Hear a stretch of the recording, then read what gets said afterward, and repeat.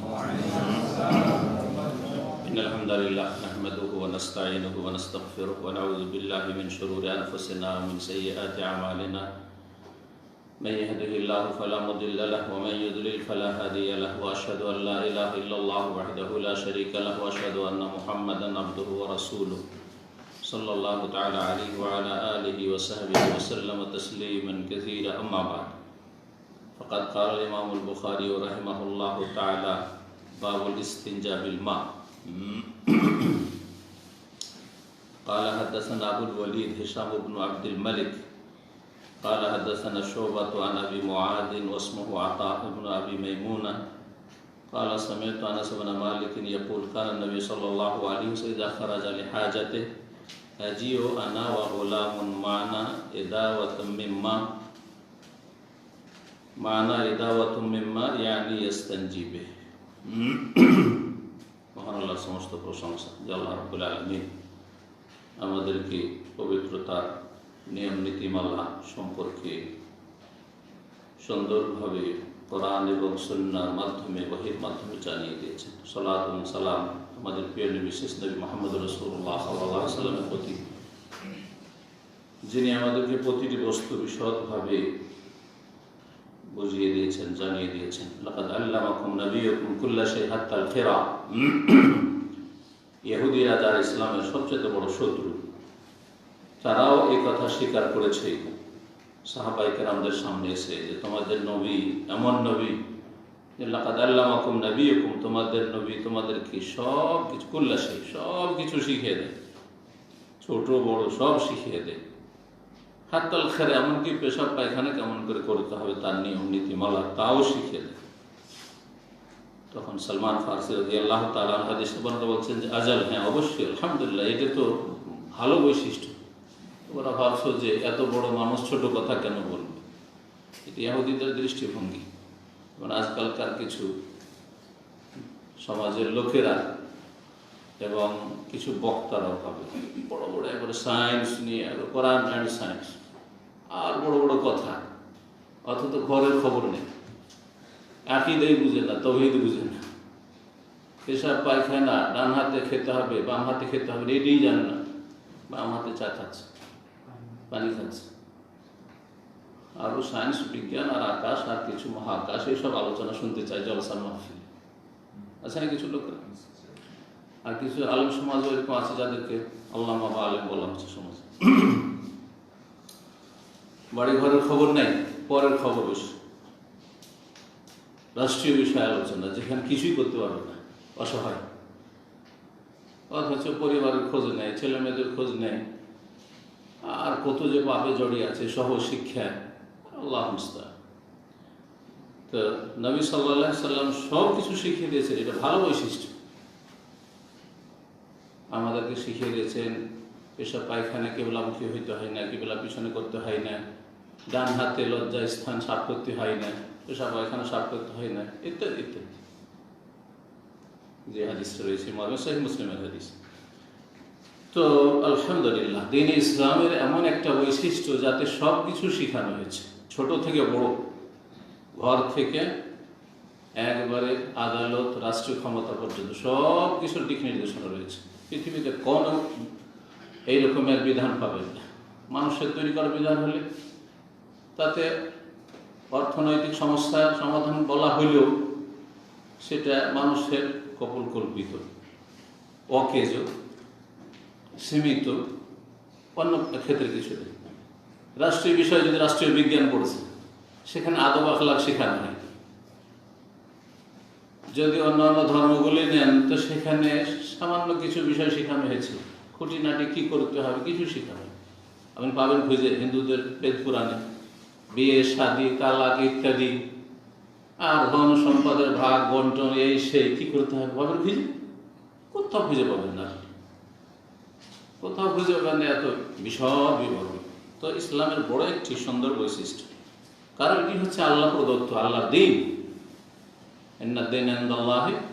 ইসলাম। জি, তো আমাদের ধারাবাহিক আলোচনা সহিহুল বুখারী থেকে কিতাবুল ওযু, ওযুর পর্ব বা ওযুর অধ্যায়।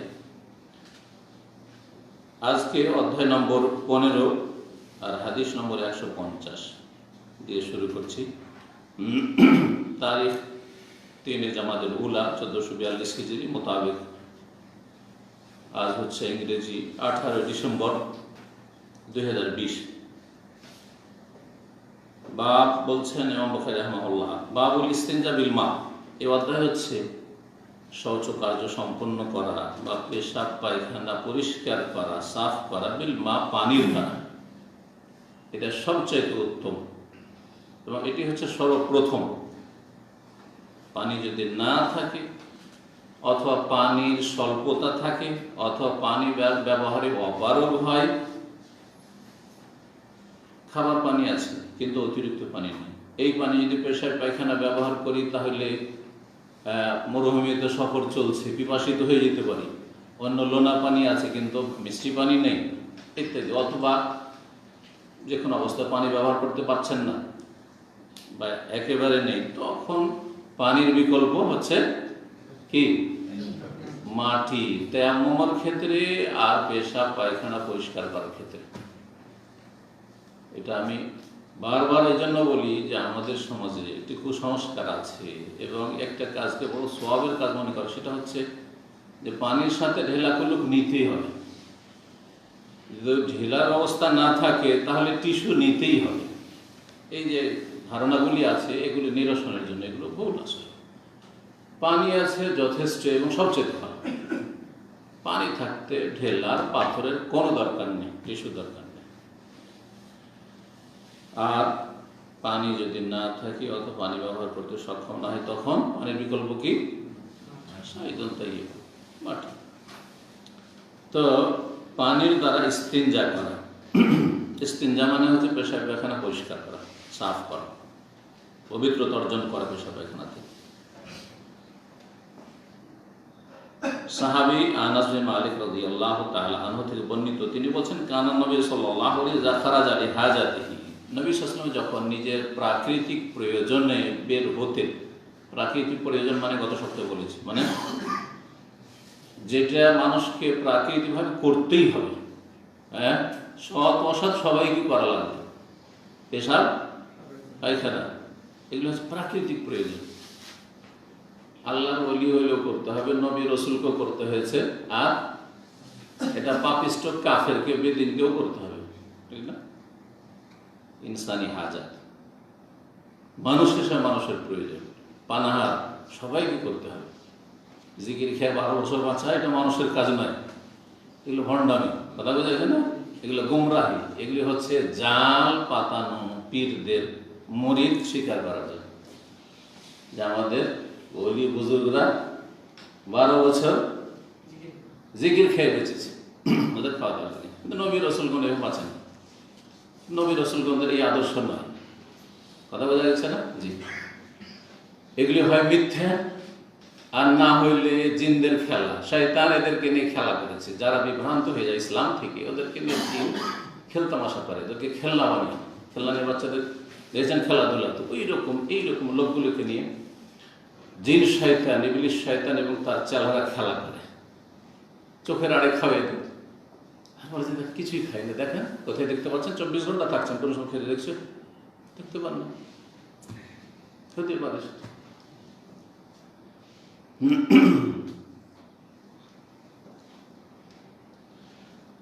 তো যখন প্রাকৃতিক প্রয়োজনে বের হতেন, মানে পেশাব পায়খানা প্রয়োজনের জন্য, নবী রাসূলগণের পেশাব পায়খানার প্রয়োজন হতো এবং পেশাব পায়খানা তারা করতেন। তারপর বিদাতি সমাজে আরো ভ্রান্ত ধারণা আছে, নবী সাল্লাল্লাহু আলাইহি ওয়াসাল্লামের পেশাব পায়খানা কখনো দেখা যেত না, শুনেছেন? এরা যখন নবীর জীবনী বয়ান করে আর মিলাদুন নবী করে তখন এগুলো কিচ্ছা কাহিনী বয়ান করে। দলিল, মানুষ মানে পেশাব পায়খানা হবে আর মানুষ মানে পেশাব পায়খানা দেখা যাবে। আর যদি বলা যায় পেশাব পায়খানা দেখা যেত না বা হওয়ার সাথে সাথে মাটি ফেটে যেত, এগুলো পড়েছি বিদাতির কিতাবে, ফেটে যেত আর তারপরে মাটিতে সাথে সাথে দাফন হয়ে যেত, কেউ দেখতে পেত না। আল্লাহু আকবার, এইসব কথা বিদাতি কিতাব পড়ে জানিয়েছি, না হলে জানতামই না। দলিল লাগবে না? যখন বলবেন ব্যতিক্রম, দলিল লাগবে না? অবশ্যই দলিল প্রমাণ লাগবে।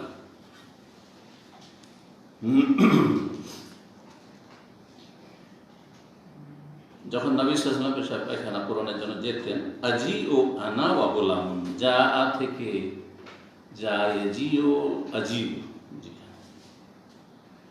আপনারা কিন্তু এটাকে আজি বলেন, আসছি, তাই না?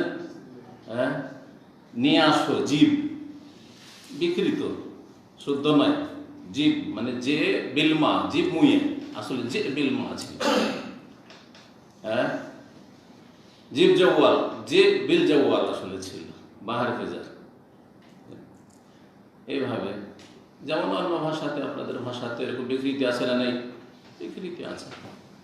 ঠিক ওই রকমই মাতৃভাষা বিকৃত হয়ে যায় শুদ্ধ ভাষা থেকে, তখন মাতৃভাষায় পরিণত হয়, আঞ্চলিক ভাষা পরিণত হয়, যে কোনো ভাষা। আজিও, এখন আপনারা যে ভাষাটা মাঝামাঝি ভাষা শিখেছেন, না আরবদের মাতৃভাষা না শুদ্ধ ভাষা, এই ভাষার নাম আমরা দিয়েছি মোকাস্সার ভাষা, মানে ভাঙা আরবি। মোকাস্সার আরবি, আরবিউল মোকাস্সার, ভাঙা আরবি, যাতে কোনো গ্রামার লাগে না, যাতে কোনো নাহসাফ লাগে না, সে গার কোনো পরোয়া করা হয় না। হ্যাঁ, আনা আজি, হুয়া আজি, সব আজি আজি, বা হুয়া আনা এজি, হ্যাঁ আনা এজি বলে, ও গায়ের সব জায়গায়। আন্তা তাজি, হুয়া এজি, আনা আজি, না না না, ও সব করা করি নাই। হুয়া এজি, আনা এজি, হ্যাঁ হ্যাঁ, কুল্লো না এজি, সব এজি। কথা বোঝা গেছে? ওই ধরো গ্রামার, বিনা কোনো গ্রামারের আরবি, সহজ আরবি। এই সহজ আরবি কি করে জন্ম নিল? জি হ্যাঁ, এরও রহস্য আছে।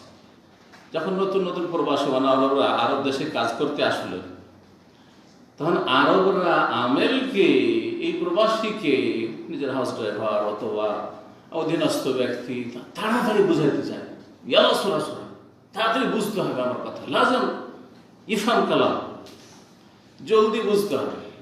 আর এই বেচারা তো এক অক্ষর আরবি পড়েনি, জলদি বুঝবে কি করে? যদি মাতৃভাষা বলছে আরবি, তাহলে কিছু বুঝছেন না। শুদ্ধ ভাষা ওরাও অনেকে বলতে পারেন না, আর বললেও বুঝবেন না।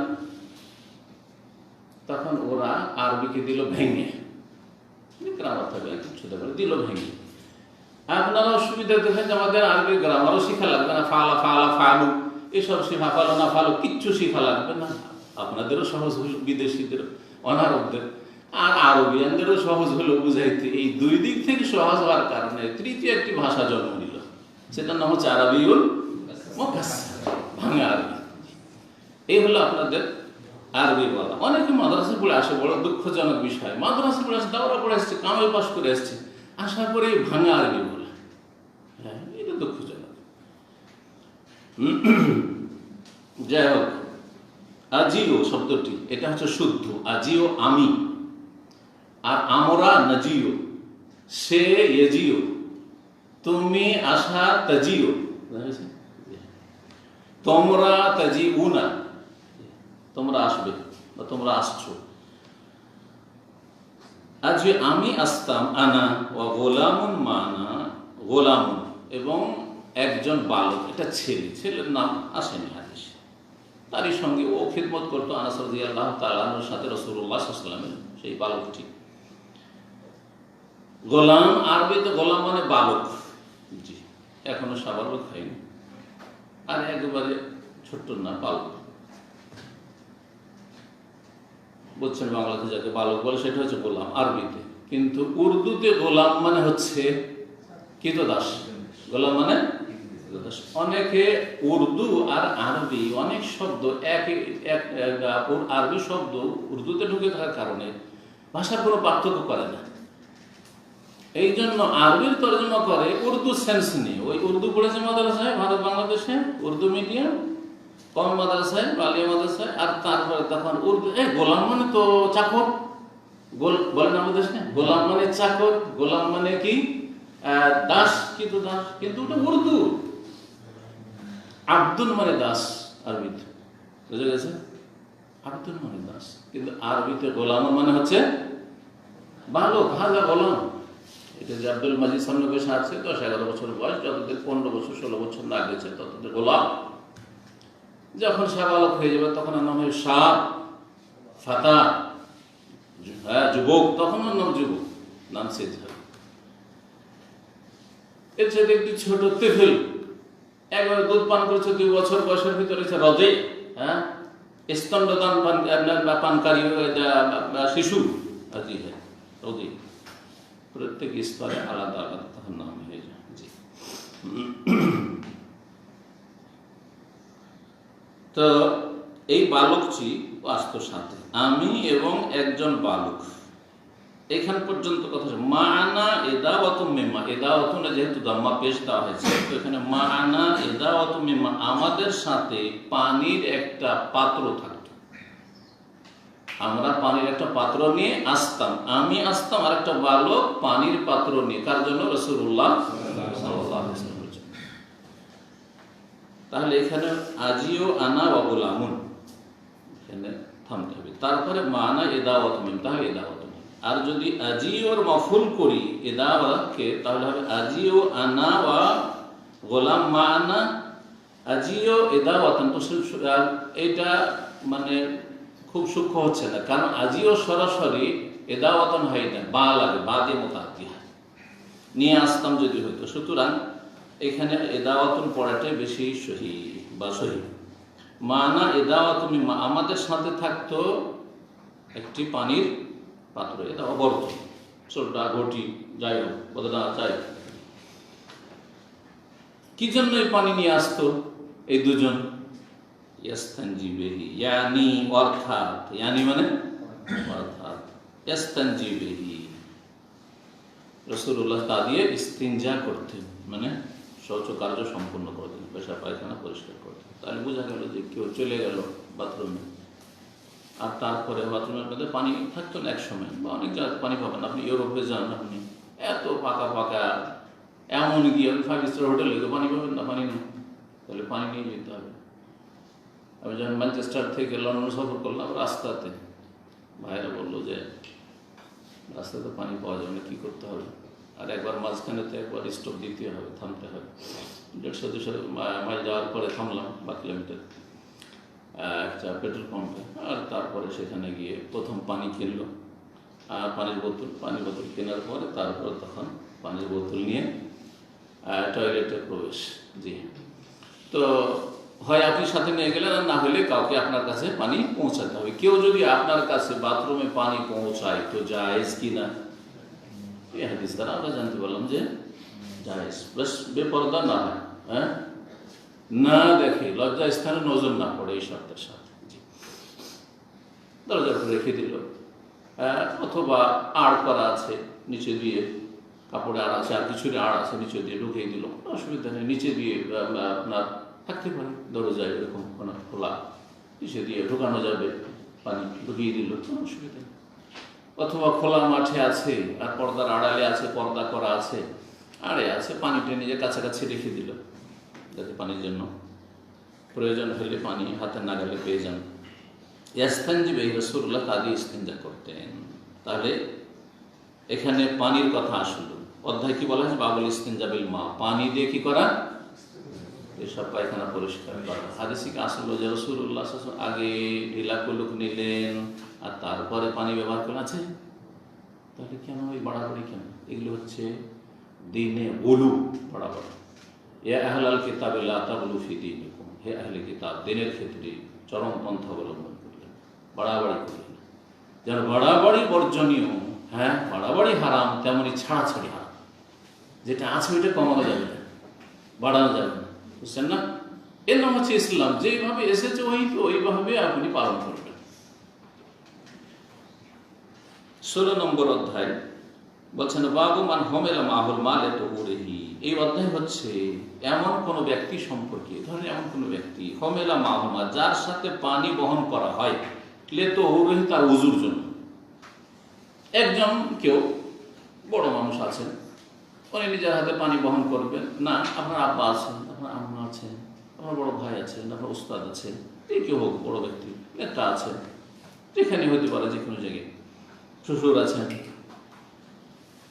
বা কারোর জন্য, জুনিয়রের জন্য অনেক সময় হতে পারে, ছোট ছেলে, এ বুঝবে না, ওর জন্য আমি পানি নিয়ে যাচ্ছি, জায়েজ না? যদি কারোর জন্য পানি বহন করা হয়, কিসের জন্য? লিতহুরিহি, তার পবিত্রতার জন্য, উযু করবে, একটু পরে উযুর প্রয়োজন হবে, পানি বহন করছে আরেকজন, জায়েজ কিনা? জায়েজ। বলছেন ওয়াকাল আবু দারদা, প্রখ্যাত সাহাবী আবু দারদা রাদিয়াল্লাহু তাআলা আনহু বলেন, আলাইসা ফিকুম সাহিবুন আলাইনি ওয়াত তাহুরি ওয়াল ওয়াসাদি। আবু দারদা রাদিয়াল্লাহু তাআলা যখন কুফা গিয়েছিলেন ইরাক, তখন সেখানে গিয়ে যখন লোকেরা মাসলা মাসাইল জিজ্ঞেস করত, তখন বলতেন যে তোমার আমাকে কেন জিজ্ঞেস করবে। অথবা মদিনায় যদি থাকেন, কোনো কুফাবাসী এসে জিজ্ঞেস করলো কোনো কথা, বললে যে তোমাদের মাঝে তো অমুক ব্যক্তি আছেন, হ্যাঁ তোমার আমাকে জিজ্ঞেস করার প্রয়োজন নেই। আগের সালাফগণের আদর্শ ছিল যে বড় আলেম থাকতে ছোটরা মুখ খুলতো না, ফতোয়াবাজি করতো না। আর এখন যে যত ফতোয়া দিতে পারে, যে যত বেশি সোশ্যাল মিডিয়াতে হাইলাইট হতে পারে, যে যত বেশি বাহাদুরি দেখাইতে পারে ফতোয়াতে, বুঝছেন না, চেঞ্জ হয়ে গেছে। কারণ আল্লাহর ভয় কমে গেছে। ফতোয়া দিতে গিয়ে সালাফরা কাঁদতেন, আইম্মা কেন কাঁদতেন যে কি জানি ফতোয়া দেবো আমি, আর ভুল যদি করে দিই তো জাহান্নামে যাবো আমি, খুব তো বেঁচে যাবে। বলছে আল্লাহ আমাকে তোমার কালে ফতোয়া দিয়েছে। এই জন্য সন্দেহ লাগছে না, খবরদার ফতোয়া দিতেন না। সম্যক জ্ঞানে দলিল জানা নেই, বিনা দলিলে ফতোয়া দেবেন। এমন আপনি করে আল্লাহ লা ইয়াহিল্লু লিআহাদিন, কারোর জন্য হালাল নয় মানে কি? হালাল নয় মানে কি? হারাম। সোজা ভাষা। দুই নেগেটিভ মিলে পজিটিভ হয়, জানেন এটা? হ্যাঁ, তোমার সেখানে যাওয়াতে কোনো নিষেধ নেই। নিষেধ একটা নেগেটিভ, আর একটা হচ্ছে নেই নেগেটিভ। দুই নেগেটিভ দিয়ে কি হয়ে গেল? কেউ বলছে আমার কি ইসলামিক সেন্টারে দার্সে আসতে কোনো বাধা নিষেধ আছে? তোমার ইসলামিক সেন্টারে আসতে বাধা নিষেধ নেই মানে কি? হ্যাঁ, আসতে পারো। দেখেন, নিষেধ নেই, এই দুটো কথা না বললে একটা কথা হয়ে গেল, আসতে পারো। সমান অঙ্কের এতে সমান। নিষেধ নেই সমান বৈধ, জায়েজ। তো তিনি বলছেন কারোর জন্য হালাল নয় মানে হারাম। কালামি, যে আমার কথা কালা আবু হানিফা বলেছেন, এই কথা দিয়ে ফতোয়া দিয়ে দিবে। ফতোয়া কাজীখানে আছে, ফতোয়া আলমগীরিতে আছে, ফতোয়া স্বামীতে আছে, আর হেদায়েত আছে, ফতোয়া দিয়ে দিবে। অথচ এগুলো হাদিসের কিতাব নয়, আর আয়াত নয়, এগুলো মানুষের কথা, ফুকাহাদের কথা, আইম্মাদের কথা। সবচেয়ে বড় ইমামি যদি আজ আবু হানিফাকে ধরেন, তারপরে তিনি বলছেন আমার কালামে, আমার কথার ভিত্তিতে ফতোয়া দেওয়া হারাম। মালাম ইয়ারিফ, যতক্ষণ পর্যন্ত না জানবে, মিন আইনা কুলনা, কোত্থেকে বললাম, মানে কোন আয়াত হাদিসের ভিত্তিতে বললাম। অন্য রিওয়ায়াত মালাম ইয়ারিফ দলিল, যতক্ষণ পর্যন্ত আমার দলিলটা না জানবে, যে আবু হানিফা রাহিমাহুল্লাহ কোন দলিলের ভিত্তিতে বলেছেন, কোন আয়াত। আর দলিল হচ্ছে ইম্মা আয়াতুন আও হাদিসুন সুন্নাহ, একটি আয়াত কমপক্ষে, আর না হলে একটি সেই হাদিস, শুদ্ধ সূত্রে প্রমাণিত হাদিস। তো কিন্তু আল্লাহর মুস্তান, আজকাল সোশ্যাল মিডিয়ার যুগে সাধারণ মানুষও ফতোয়া দেওয়া শুরু করছে। জেনারেল শিক্ষিত দু চারটে কিছু শিখেছে, আর শেখার পরে কেউ জিজ্ঞাসা করলে নিরাশ ফিরিয়ে দিতে জানে না, খালি হাতে ফিরিয়ে দিতে যায় না। আল্লাহ, আরে ভাই বলেন যে আমি জাহান্নামে যাব না তোমার ফতোয়ার জন্য, সোজা কথা। আমি কেন জাহান্নামে যাব তোমার জন্য? তোমার সমাধান আমি দিতে পারছি না, আমার চেয়ে বড় খুঁজে নাও, সেটা তোমার গরজ, তুমি দুনিয়া খুঁজে নাও যে কোথায় পাবো এই সমাধান। আমার জন্য ফরজ নয় যে আপনার জন্য আমাকে আপনার সমাধান আমাকে দিতে হবে, এটা আমার ফরজ না। ফরজে কি পারলাম না পারলাম, আরো অন্যরা পারবে, আমার চেয়ে বড় আছে, ফলকা করলে যে ফতুয়ার ভয়াবহতা আমি আজকে প্রায় 4-5 বছর আগে একটা আলোচনা করেছি, এবং তাতে আমি আমাদের উক্তি নকল করেছি। ইমাম আবু হানিফা থেকে শুরু করে শাফি, মালিক, আহমদ, তারা কত ভয় পেতেন ফতোয়া দিতে। ইমাম মালিক রাহমাতুল্লাহ যতদিন মদিনায় জীবিত ছিলেন কেউ ফতোয়া দিত না। তো লাইফতা ওমালিকুন বিল মদিনা, এটা প্রবাদ ছিল ওখানকার, লাইফতা ওমালিকুন বিল মদিনা। ইমাম মালিক যতদিন মদিনাতে আছে ততদিন এখানে ফতোয়া দেওয়ার কারো অধিকার আছে না, কেউ অধিকার আছে না। যেই সে ফতোয়া, আল্লাহকে ভয় করেন। আল্লাহর ভয় কমে গেছে, তখন মুফতির সংখ্যা বেড়ে গেছে। তো আবু দারদা এত বড় সাহাবী এবং অত্যন্ত পরেজগার সাহাবী ছিলেন, অত্যন্ত পরেজগার সাহাবী ছিলেন। এত বেশি নফল ইবাদতবন্দি করতে সারা রাত জেগে। নবী সাল্লাল্লাহু আলাইহি ওয়াসাল্লাম মানা করছেন, নিষেধ করছেন, আর তোমার স্ত্রীর হক আছে, তোমার দেহের হক আছে। ডেলি রোজা রাখবেন উনি বুঝছেন না। তাহলে যদি তোমাকে খুব বেশি রাখতে হয়, বাড়াইতে বাড়াইতে বাড়াইতে বলি একদিন রোজা রাখো, আরেকদিন বিরতি দাও, সিয়ামে দাও দাও এর চেতে আবার যে সারা জীবন রোজা প্রতিদিন রোজা রাখে সে রোজা রাখলোই না, সিয়াম পালন করলো না, মানে সিয়ামের নাকি পাবেই না ডেলি সিয়াম পালন করলে।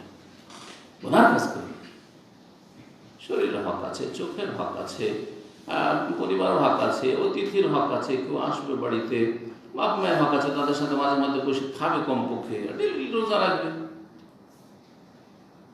আরো কাজকর্ম আছে, আরো দায়িত্ব আছে, তারপরে সুস্থ থাকতে হবে, সুস্থ থাকতে হবে, মধ্যম পন্থা অবলম্বন করতে হবে। এত তারপর পরেশগারি শুধু ফতোয়া দেওয়ার জন্য যথেষ্ট নয়, এটা শুনলে লম্বা দাঁড়িয়ে আছে আর পরেশগারি আছে, মাশাআল্লাহ তাহাজ্জুদ গুজার ফতোয়া দেওয়া শুনলো না, নয় হেম থাকতে হবে, আসলে চাই। তো আবু দারদা রাদিয়াল্লাহু তাআলা বলছেন যে আরে আমাকে কেন জিজ্ঞেস করবে, আলাইসা ফিকুম সাহিবুন নালাইন, তোমাদের মাঝে কি বিদ্যমান নন, মজুদ নন, সাহিবুন নালাইন, দুই জুতা ওয়ালা ব্যক্তি, মানে দুই জুতা বহনকারী ব্যক্তি। সাহেব মানে ওয়ালা, শাব্দিক অর্থ। দুই স্যান্ডেল, দুই জুতা যে নবী সাল্লাল্লাহু আলাইহি ওয়াসাল্লামের বহন করতেন, তিনি তো তোমাদের মাঝেই পড়েছেন, অর্থাৎ কুফাতে চলে গেছেন আব্দুল্লাহ মাসউদ রাদিয়াল্লাহু তাআলা আনহু। তো কুফাতে তো আব্দুল্লাহ মাসউদ রাদিয়াল্লাহু তাআলা আছেন, উনি নবী সাল্লাল্লাহু আলাইহি ওয়াসাল্লামের দুই স্যান্ডেল জুতা বহন করতেন, উনি তো মজুদ, উনি থাকতে আমাদের কাছে জিজ্ঞেস করতেন, তোমাদের কাছে আছেন।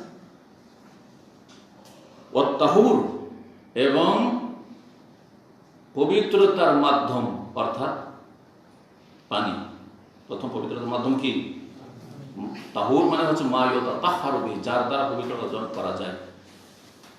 সে উযুর পানি বহনকারী নেই তোমাদের মাঝে, তাহলে আব্দুল মাসউদ কি করতেন? মাঝে মাঝে উযুর পানি বহনকারী যেতেন।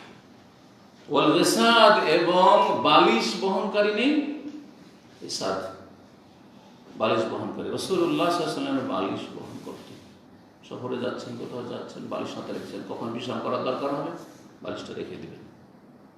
নবী সাল্লাল্লাহু আলাইহি ওয়াসাল্লাম সেই করতেন। আরেকটা ব্যাখ্যা করেছে কি আল্লাহু আ'লাম, সিরাতে বিস্তারিত দেখতে হবে যে এই ব্যাখ্যাটি শক্তিশালী কিনা। সেটা হচ্ছে যে রাসূলুল্লাহ সাল্লাল্লাহু আলাইহি ওয়াসাল্লামের তিরোধানের পরে, অর্থাৎ ইন্তেকালের পরে নবী সাল্লাল্লাহু আলাইহি ওয়াসাল্লামের স্যান্ডেলগুলি এবং নবী সাল্লাল্লাহু আলাইহি ওয়াসাল্লামের উযুর পাত্র আর নবী সাল্লাল্লাহু আলাইহি ওয়াসাল্লামের বালিশ তার কাছে সংরক্ষিত ছিল, তার কাছে সংরক্ষিত ছিল। হতে পারে কারণ আব্দুল্লাহ মাসউদ রাদিয়াল্লাহু তাআলা আনহু প্রথম যুগে প্রথম যে কয়েকজন ইসলাম গ্রহণ করেছেন তার একজন ছিলেন, এবং নবী সাল্লাল্লাহু আলাইহি ওয়াসাল্লামের বাড়িতে তার খুব একটা ঘনিষ্ঠ সম্পর্ক ছিল, খুব যাতায়াত ছিল।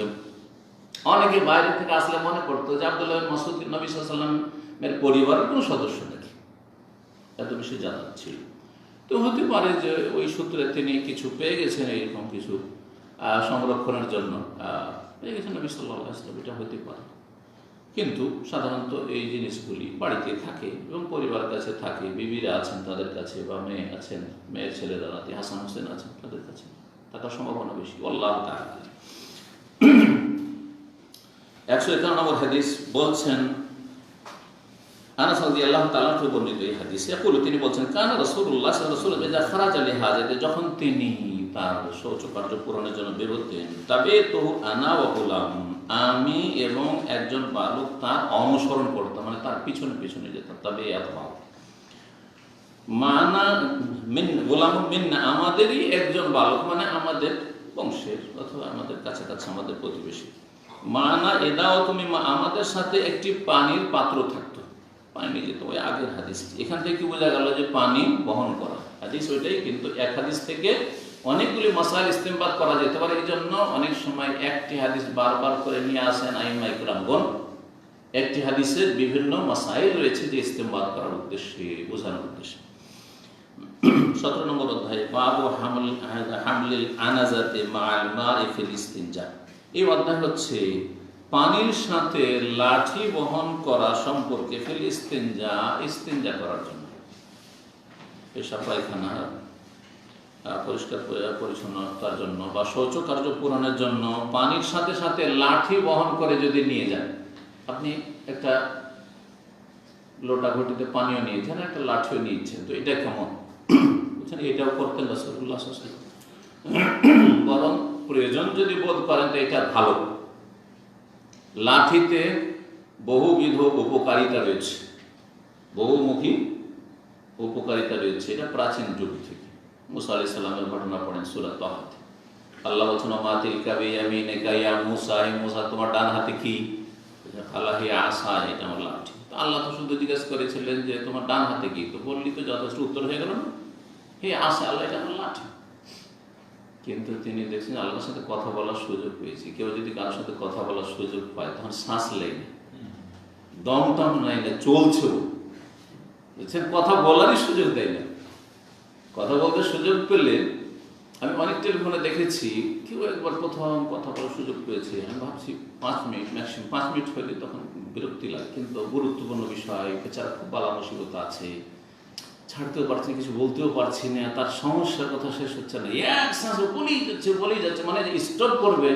ও স্টপ করলে কিন্তু আমি বলি, আমার তরিকা হলো আচ্ছা ইনশাআল্লাহ বা আচ্ছা ঠিক আছে, তার মানে ওকে একটা সিগন্যাল দেওয়া যে পরে কথা বলবে, আর যথেষ্ট। কিন্তু শ্বাস টাস নেয় না, এই করতে করতে মাঝে মাঝে দেয় বাড়িয়ে, বেচারা দুঃখ না শুনলেও হয় না, সমস্যা না শুনলেও হয় না। এই সময় অনেক লোকের যে কি বালা মুশকিল কষ্ট থাকে, আল্লাহ যেন আমাদের সকলের হেফাজত করে, ভালো মানুষদের বিশেষ করে আল্লাহ হেফাজত করে। তো আল্লাহর সাথে কথা বলতে পেরেছে, সুবহানাল্লাহ, কি আল্লাহর সাথে সরাসরি কথা বলতে পারে মুসা কালিমুল্লাহ আর মুহাম্মদ রাসূলুল্লাহ সরাসরি কথা বলেছে। রাসূলুল্লাহ মুসা আলাইহিস সালাম যদি তুর পাহাড়ে কথা বলে থাকেন, মুসাকে অনেকে কালিমুল্লাহ জানে, কিন্তু রাসূলুল্লাহ সাল্লাল্লাহু আলাইহি ওয়াসাল্লাম যে আল্লাহর সাথে কথা বলেছেন এইটা কিন্তু অনেকেই খেয়াল করে। মুসা আলাইহিস সালাম জমিনে কথা বলেছেন আল্লাহর সাথে, হ্যাঁ, তুর পাহাড়ে, আর রাসূলুল্লাহ সাল্লাল্লাহু আলাইহি ওয়াসাল্লাম কথা বলেছেন সাত আকাশের উপরে মেরাজে। জি, এই সম্মান, এই মর্যাদা রাসূলুল্লাহ সাল্লাল্লাহু আলাইহি ওয়াসাল্লামের। কোরআন সূরা অনুসারী সালাফিরা আহলে হাদিসরা জানে, কিন্তু বাড়াবাড়ি করে শিরক কুফরিতে লিপ্ত হয় না, আর নাস্তিক বেদিনদের মতো ছাড়াছাড়িও নেই। কথা বোঝা গেছে? বা বিদআতপন্থী এক শ্রেণীর লোকেরা রয়েছে, নবী সাল্লাল্লাহু হাদিস বলেন, আরে তোমার হাদিস তোমার কাছে রাখো, কত বড় বেয়াদবি। আমি বলছি খুব নবী মহব্বত, হ্যাঁ, আশেকে রসুল, আর হাদিসের কথা হাদিসের রসুল বলে কোনো মূল্যায়ন করেন না, এটা আবার ইহতিরাম হলো নাকি, সম্মান হইল? তো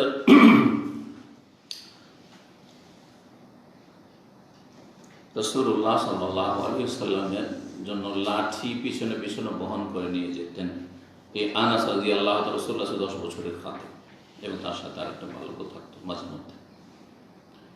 মুসা আলাইহিস সালাম কি বলেছিলেন? আতাওয়াক্কাউ আলাইহা, লাঠিতে একটা কাজ, একটা ফায়দা, যে ভর দাও, ক্লান্ত হয়ে গেছি, হ্যাঁ, তো ভর দিই। আহুস্য বিহা আলা গানামি, আমি বকরি চড়াই, তো বকরিকে হ্যাঁ পাতা পেড়ে দিই, লাঠি দিয়ে গাছের পাতায় মারলে, বাড়ি মারলে তখন পাতাগুলো বড় পাতা ঝরে পড়বে, পাতা ঝাড়াই, হ্যাঁ হ্যাঁ, আহুস্য বিহা আলা গানামি ওয়ালিয়া ফিহা মাআরিব, এতে মেলা আরো কাজ আছে। লাঠি যদি শৌচ কার্য পুরা করার, পেশাব পায়খানার সময় কেউ নিয়ে যায়, তো এতে কি ফায়দা হতে পারে দেখি, আপনারা বলেন দেখি। এক নম্বর, একজন করে হচ্ছে যদি খোলা ময়দান থাকে, খোলা ময়দান ধরেন, উঁচা নিচে জায়গাও পাচ্ছেন না, লোকজন দূর থেকেও নজর চলে, 2-3 কিলোমিটার দূর থেকে নজর চলে আসতে পারে অনেক সময়, হ্যাঁ, তো তখন আপনি লাঠিটার উপরে একটা কাপড়, হ্যাঁ, ঝুলিয়ে দিলেন, আর তারপর তখন কাপড়ের আড়ে, এটা একটা ফায়দা হতে পারে। চলেন, একটা ফায়দা হইল, এটা ভাষ্যকার উল্লেখ করেছেন। দ্বিতীয়, আর কেউ? হ্যাঁ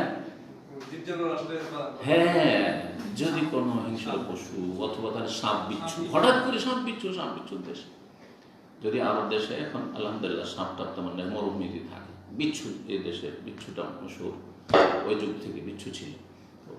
আকরাম, আমাদের দেশে সাপ বেশি, বিচ্ছুর ভয়টা কম, কিন্তু সাপ বেশি, বিশেষ করে গ্রীষ্মকালে, গরমের দিনে। শীতকালে সাপ লুকিয়ে যায়, এখন আলহামদুলিল্লাহ নিরাপদ, কিন্তু গরমের দিনে আল্লাহ, আমাদের দেশের নিচে শোয়া খুব মুশকিল, যদি বলি, বরং বিছানায় সাপ এসে বসে, মুসাল্লা যায় না, আমাদের তাহাজ্জুদ পড়ছে, সাপ এসে বসেছে, এসব নামাজ পড়ছে, সাপ এসে বসে আছে, এরকম বহু ঘটনা হয়েছে, হচ্ছে।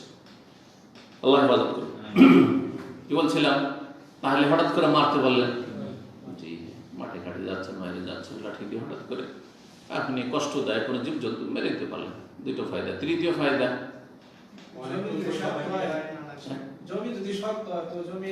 জমি অনেক সময় আরব দেশের মাটি কত শক্ত, এখানে না হয় বাদ, কিন্তু আপনি নবী সাল্লাল্লাহু আলাইহি ওয়াসাল্লাম মক্কায় মদিনায় দেখেছেন কত শক্ত পাথর।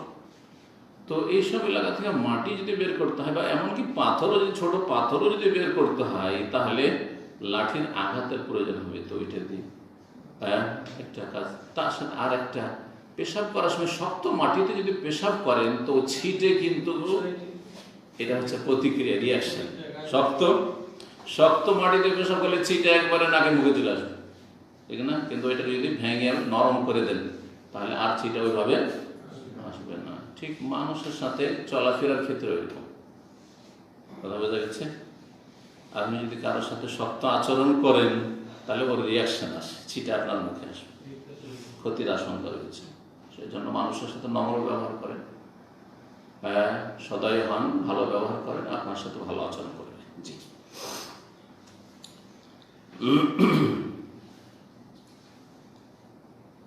এছাড়াও আরো বহু কাজ। সালাত, উজু করার পরে রাসূলুল্লাহ সাল্লাল্লাহু আলাইহি ওয়াসাল্লাম সালাত পড়তেন, তাহিয়াতুল উজু। তাহলে তখন অথবা সালাতের সময় হয়েছে, সুতরাং লাগবে না মসজিদের বাইরে, মসজিদে না হয় মেহরাবে ইমামতি করছেন কিন্তু বাইরে, সুতরাং দিতে হবে।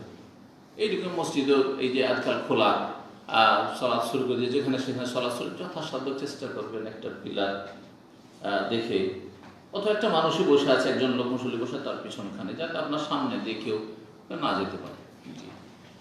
এইভাবে আসলে সালাফদের যুগে, সাহাবা কেরাম, তাবেঈন, তাবা তাবেঈনের যুগে এগুলো ঢালাহারে সুন্নত পড়ার নিয়মটা ছিল না তো মুসলিম, যে সালাম ফেরার পরে আর দোয়া জিকির আজকার সৌদি আরব আর দেশে হলো ওই বিদাতি মোনাজাতের পরে একবার সবাই মসজিদ ফুল সব সুন্নাত পড়ছে। এইরকম তরিকা তো ছিল না।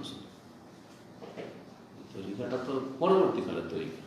আগের তরিকা ছিল যে আমি যেখানে অনেক গুণে বেশি পাবো, অনেক গুণে বেশি, 25 গুণের একটা হাদিস রয়েছে সহিহ জামিতে, যে সুন্নাতটা বাড়িতে পড়লে 25 গুণ, আমি ফরজটা পড়লাম 25 গুণ পেলাম, 27 গুণ মসজিদে, তো সুন্নাতটা বাড়িতে পড়লে 25 গুণ পাবো। আর আমার বাড়িতে যদি পড়ার ব্যবস্থা থাকে, বাসায় ব্যবস্থা থাকে, আমি কেন মসজিদে পড়তে যাবো, 1 গুণ কেন নেব? বুঝতে পারছেন? কিন্তু এই বাহানা তো আবার ভুলে যান না, কারণ অনেকে আবার মসজিদে পড়লো না, বাসায় গিয়ে পড়লো না, ও ভুলে গেল। কারণ ফিতনা তো আছে, এই যে মোবাইল ফিতনা। সালাম ফেরার পরে টিপাটিপি শুরু করে দিয়েছে, মোসাল্লা তার সঙ্গে জিকির আজকারি বলিস। আল্লাহ আকবার। অনেক লোক দেখে অবাক লাগে, দাড়িওয়ালা মানুষ, নামাজি মানুষ, সালাম ফেরার পরে আস্তাগফিরুল্লাহ বেশি করলো, জিকির আজকার শুরু করলো। আরে সাথে সাথে ওর টেনশন লাগা আছে যে দেখতে হবে যে কি এলো মেসেজ টেসেজ, দেখি কার কি কল এলো মেসেজ, ও তখনই দেখতে হবে। তাহলে 10-20 বছর আগে যখন মোবাইল ছিল তখন কি করে আমরা চলছিল? 10টা মিনিট 5টা মিনিট ধৈর্য ধারণ করছেন না, মসজিদে শুরু করে দিচ্ছেন আপনি, কি কোন খুশুর সালাত হইল?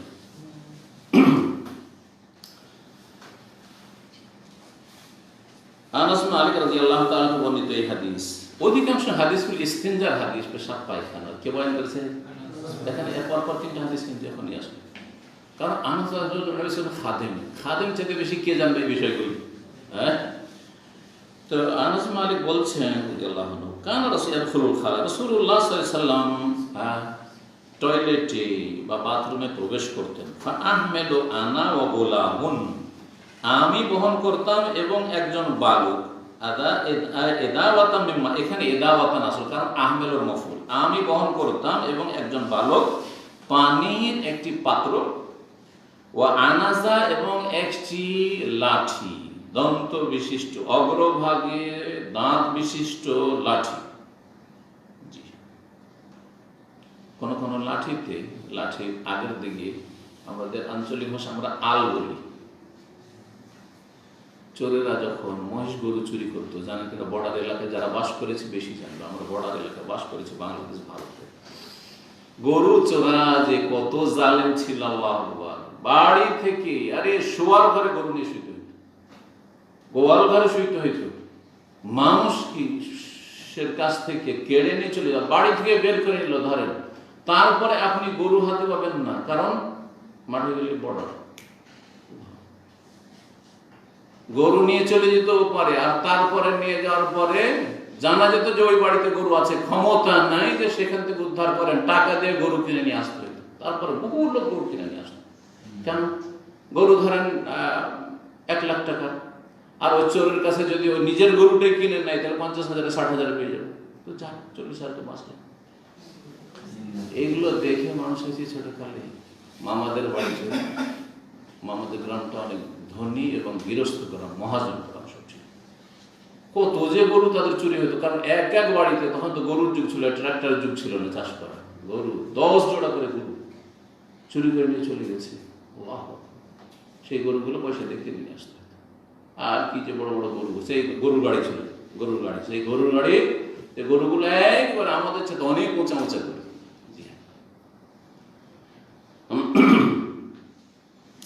যাই হোক, রাসূলুল্লাহ সাল্লাল্লাহু আলাইহি ওয়াসাল্লামের জন্য এই লাঠি বহন করতে। আনাজা কোন লাঠি বলা হয়? যেই লাঠির সামনের দিকে কি আছে, একটু ধারালো অস্ত্র আছে, যেটাকে যাই বলে নিজেদের ভাষায়, সেটা দাঁত বলে, অস্ত্র বিশিষ্ট, ধার বিশিষ্ট একটা লোহার এ থাকতো।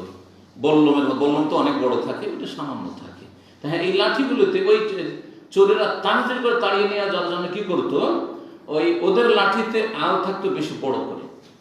আর অনেকেই কাইঠাই গরু, এটা বুঝেন তো, কাইঠাই গরুকে বা গরু দিয়ে চাষ করার জন্য অনেক সময় বদমাইশি করে গরু, তখন ওকে জুলম জায়েজ নয়, লাঠি দিয়ে হালকা মারেন সেটা আলাদা কথা, কিন্তু লাঠির অগ্রভাগে আপনার ধারালো এটা কাঁটার মতো আছে, সেটা ঢুকিয়ে দিত, লাফাই থাকবো, জুলম আলাল হায়ওয়ান। এর জন্য নেকি দিতে হবে কিয়ামতের দিন, এর জন্য ফেঁসে যেতে হবে কিয়ামতের দিন, এর জন্য আযাব হবে। নবী সাল্লাল্লাহু বলেননি যে এক মহিলা একটা বিড়ালকে মেরে ফেলেছিল, খেতে দেয়নি, পানিও দেয়নি, সেজন্য জাহান্নামে? হ্যাঁ, তাহলে বিড়াল মারা জাহান্নামে, তো আপনি গরুকে মারবেন, গরুকে কষ্ট দেবে, জাহান্নামে যেতে হবে না? তো এইরকমই অনেকে জুলম অত্যাচার করে পশু পাখির উপর। আমার একটা অনেক পুরাতন আলোচনা পশু পাখির অধিকার, অনেক গুরুত্বপূর্ণ যে হাদিসগুলি এই মর্মে রয়েছে, আমি সেখানে নিয়ে আসার চেষ্টা করছি। তো এই লাঠি বহন করে নিয়ে যেতেন। আনাস মালিক বলছেন যে কি করতাম, পানি নিয়ে যেতাম, আমাদের সাথে পানি বহন করতাম। ও আনাজা একটা দাঁত বিশিষ্ট লাঠি, ইস্তানজিবিল মা, পানি দিয়ে তিনি ইস্তিনজা করতেন, পানি দিয়ে ইস্তিনজা করতেন। আনাজা কাকে বলা হয়? আসা এমন এক লাঠিকে বলা হয় আলাইহি জুজ্জুন, যাতে দন্ত থাকে বা যাতে ধারালো একটু কোন কিছু অগ্রভাগে সামনের দিকে থাকে।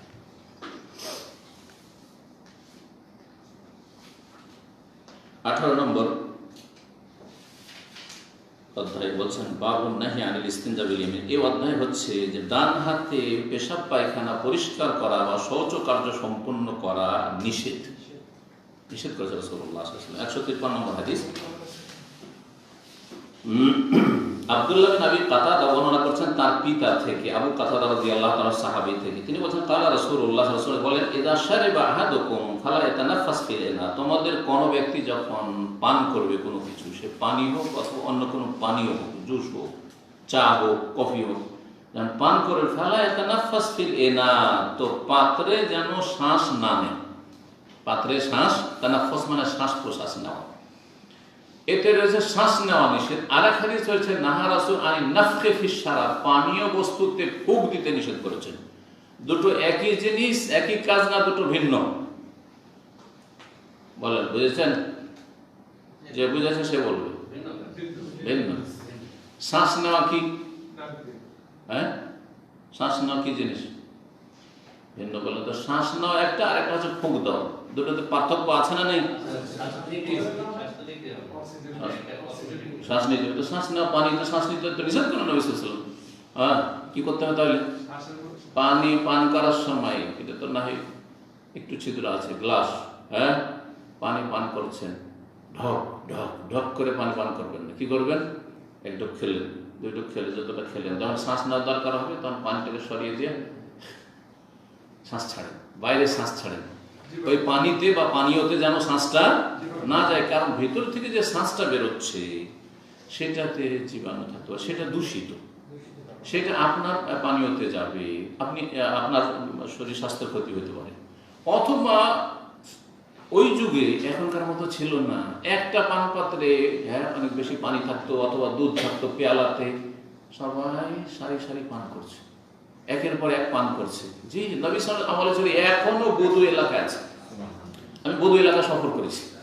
আল কাসিম থেকে 50 কিলোমিটার দূরে একবারে বেদুইন একবারে এলাকা, মাত্র 4 ভাই তারা বাস করে। 4 ভাইয়ের বাড়ি আছে। এক ভাই তাদের আস্কারি পুলিশ ছিল, দিনদার ধার্মিক দাড়িওয়ালা মানুষ।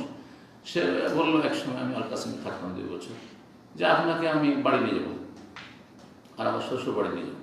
তোর শ্বশুর বাড়ি আল কোরাইন, আল রাস একটা জায়গা আছে কোরাইন, ওখানে নিয়ে গেল। ওরাও বধূ কিন্তু একটু মানে এখন হয়েছে আর কি, 25-50টা ঘর হয়েছে। টেলিফোন সেই যুগ কিচ্ছু ছিল, ল্যান্ড টেলিফোনও ছিল না সেই এলাকাতে, বধূ এলাকাগুলোতে। কিন্তু এখন শহর হতে যায়, এখন তো ওগুলো শহর হয়ে গেছে। ওখানে গিয়ে রাত থাকলাম, সাহারি করলাম। তো সাহারির ওদের নিয়ম কানুনটা জানলাম, ওটা হইল।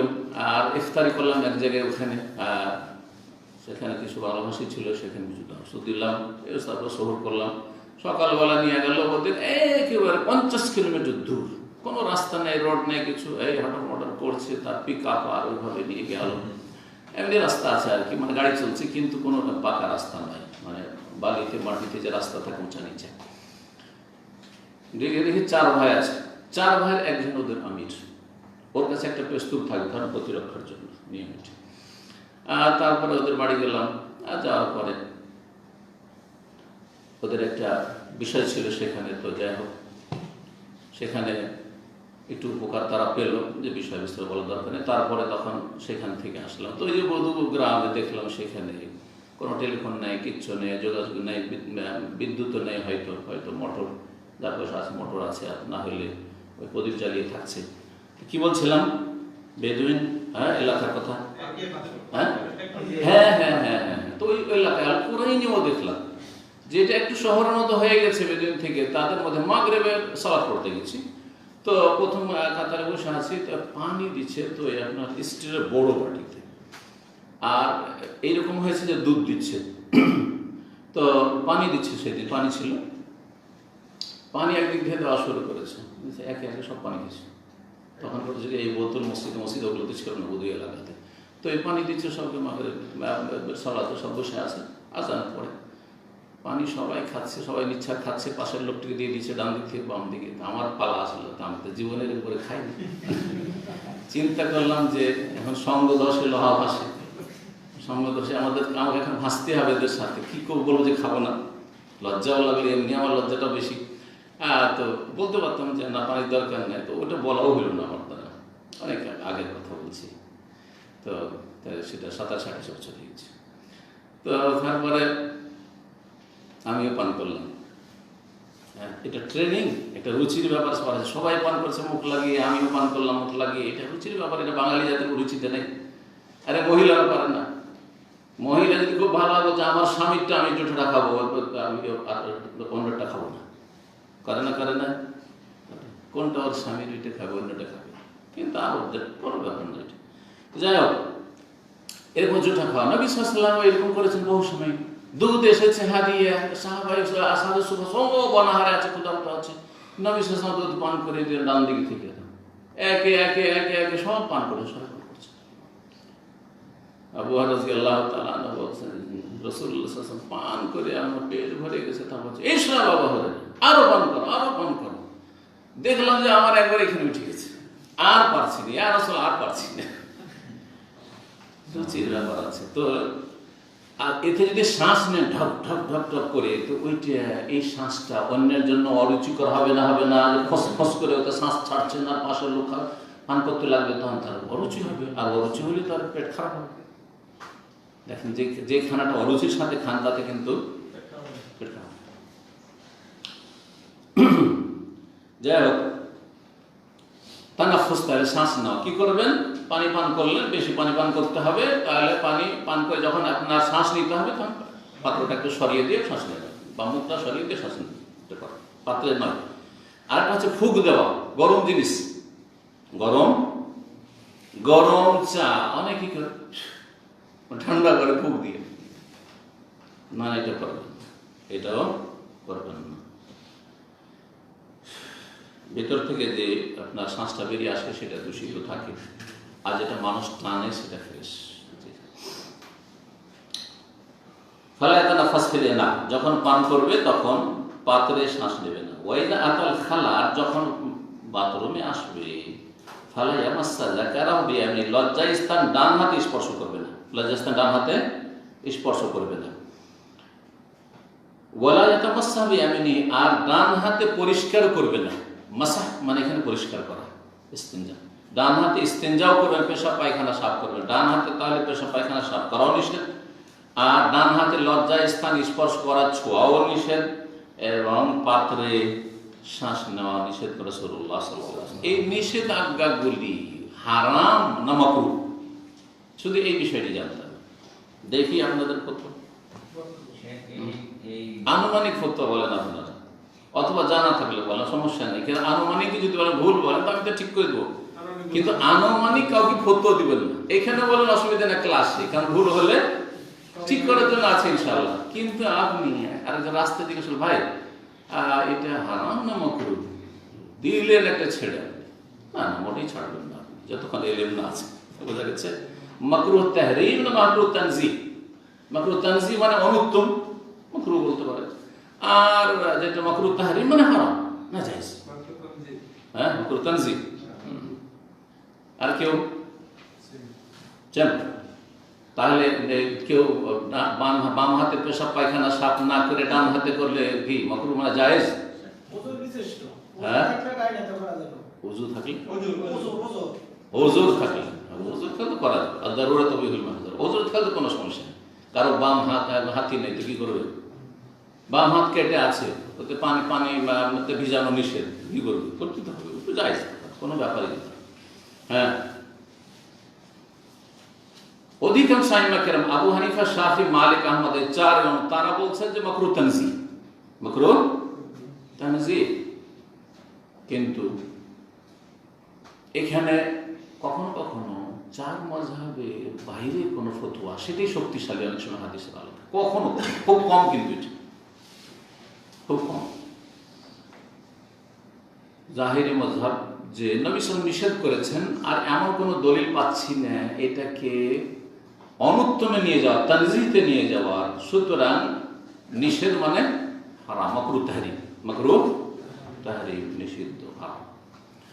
এই মতটিকে ইবনে তাইমিয়া রাহিমাহুল্লাহ শক্তিশালী করেছেন, এই মতটিকে শেখ ইবনে বাজ রাহিমাহুল্লাহ শক্তিশালী বলেছেন। বিশেষ করে কোন মাসলায়? বিশেষ করে পেশাব পায়খানা সাফ করার ক্ষেত্রে, পেশাব পায়খানা সাফ করার ক্ষেত্রে ওয়ালা ইয়াতামাসসা বিয়ামি, শেষ অংশ, কারণ দেখেন শ্বাস প্রশ্বাস নেওয়ার বিষয়টিতে আপনার আমার ক্ষতি আছে, সেই জন্য নিষেধ করা হয়েছে। এগুলি বলা হচ্ছে আদাব, শিষ্টাচার, এগুলি হচ্ছে এরশাদ, দিক নির্দেশনা, হেদায়েতনামা। এগুলি এমন বড় ধরনের অপরাধ, এর কিছু নয়, কিন্তু আপনার ক্ষতি আমার ক্ষতি, সেই জন্য আমার আপনার কল্যাণে এইসব আদব কায়দা শেখানো হয়েছে। এগুলোর ক্ষেত্রে মাকরুহ তানজিহ বলা যেতে পারে। কিন্তু বাম হাত থাকতে, বাম হাত সুস্থ থাকতে ডান হাতে পেশাব পায়খানা পরিষ্কার করা নোংরামি, যে ডান হাতে আপনি একটু খাবেন আপনি, হ্যাঁ। তো সুতরাং এটিকে শুধু মাকরুহ না বলে এটাকে হারাম বা নাজায়েজ বলাটাই হচ্ছে বেশি শক্তিশালী। কোনটা? ডান হাতে পেশাব পায়খানা পরিষ্কার করার বিষয়টি। এখন থাকলো লজ্জা স্থানে হাত দেওয়া। ডান হাত লজ্জা স্থানে, বাম হাত লজ্জা স্থানে দেবেন, কিন্তু প্রয়োজন যদি কেউ ডান হাতে লজ্জা স্থান স্পর্শ করে, ছয়, কি হারাম হবে? হ্যাঁ, অধিকাংশ উলামায়ে কেরাম বলছেন যে না, এটা হারাম নয়, এটা অনুত্তম। রাসূলুল্লাহ সাল্লাল্লাহু আলাইহি ওয়াসাল্লাম ডান হাত স্পর্শ করতে নিষেধ করেছেন লজ্জা স্থানে পেশাব পায়খানার সময়, কারণ সেই সময় শুধু স্পর্শ না, স্পর্শের সাথে পেশাব হাতে, ডান হাতে লাগার আশঙ্কা আছে। পেশাব পায়খানা যখন করছেন তখন যদি ডান হাত লজ্জা স্থানে দেন তো সম্ভাবনা আছে না নেই যে ডান হাতে পেশাব পায়খানা লেগে যেতে পারে। কিন্তু ধরেন অন্য সময়, উদাহরণ না দিলে বুঝবেন, সহবাসের সময়, সহবাসের সময় কারো যদি ডান হাত প্রয়োজনে ডান হাত লজ্জা স্থানে যায়, তা হারাম না? হারাম নয়, অনুত্তম বলতে পারে, অনুত্তম বলতে পারে। সেটা ওই রকমই যেমন পেশাব পায়খানার সময়, কারণ হাদিস পেশাব পায়খানা সম্পর্কে, হাদিস সহবাস সম্পর্কে না, ওই ক্ষেত্রে কিন্তু সাইলেন্ট নীরব। সুতরাং এই বিষয়টি বলতে পারেন যে আদব, এটা আদব যে বাম হাতটাই লাগাবেন, কিন্তু প্রয়োজনে কেউ যদি ডান হাত লাগায় তাহলে মজি না লাগবে, মজি লাগার সম্ভাবনা থাকলে তখন একই রকম হয়ে যাবে। কিন্তু এমনি প্রয়োজনে যদি হাত লাগে ডান হাত, কোনো অসুবিধা নেই। আল্লাহ তাআলা এই বিষয়গুলি ফুকাহায়ে কেরামগণ এই হাদিসগুলি ব্যাখ্যায় আলোচনা করেছেন, যা আপনাদের ফায়দার জন্য বললাম। 19 নম্বর অধ্যায় বাবুন লা ইউমসিকু যাকারাহু বিয়ামিন ইযা বাল। এই অধ্যায় হচ্ছে যে পেশাব করার সময় ডান হাতে লজ্জাস্থান ধারণ করবে না। পেশাব করছে তখন ডান হাত দিয়ে লজ্জাস্থান ধরে আছে বা ছুঁয়ে আছে, এমনটা করবে না, নিষেধ। আবু কাতাদার ওই হাদিসটাই নবী সাল্লাল্লাহু আলাইহি ওয়াসাল্লাম বলেছেন, ইযা বাল আহাদুকুম, তোমাদের কেউ যখন পেশাব করে ফালা ইয়াখুযান্না যাকারাহু ডান হাতে লজ্জাস্থান ধরবে না, ওয়ালা ইস্তানজি বিয়ামিনিহি, আর ডান হাতে ইস্তিনজাও করবে না, পেশাব পায়খানা সাফ করবে না, ওয়ালা ইয়াতানাফাস ফিল ইনা, আর পাত্রে শ্বাস প্রশ্বাসও নেবে না। হাদিস আগেরটাই, মাসলা ভিন্ন ভিন্ন, সেজন্য হাদিস নিয়ে আসে ওই হাদিসটি।